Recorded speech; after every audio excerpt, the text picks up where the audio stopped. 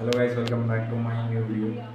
तर भाई विषय की कंटेंट क्रिएशन स्टार्ट केलं आहे. तर काही जण असं म्हणतात की परफेक्ट टाईम येऊ दे भाई, माझ्याकडे परफेक्ट गोष्टी येऊ दे, त्याच्यानंतर माझ्या गोष्टी परफेक्ट होऊ दे आणि त्या परफेक्ट गोष्टी झाल्याच्यानंतर मग मी सगळ्या गोष्टी सुरू करेन. तर भाई मी एक गोष्ट सांगतो की परफेक्ट टाईम परफेक्ट गोष्ट ह्या कधीच होत नसतात.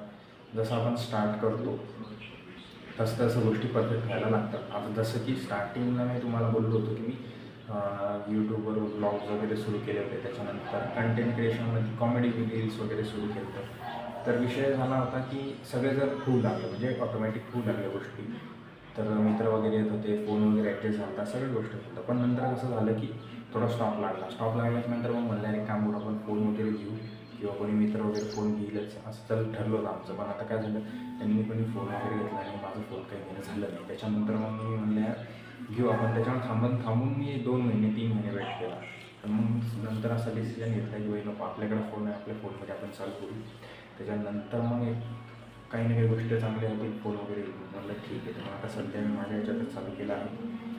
थोड्या दिवसानंतर फोन वगैरे पण येईल. ते काही की परफेक्ट टाईमची वाट बघू नका. तुम्ही ज्या गोष्टी करायला सुरुवात करा त्याच्यानंतर तुमचा टाईम ऑटोमॅटिक परफेक्ट होतो. ठीक आहे. Thank you so much. सबस्क्राईब करायला विसरू नका.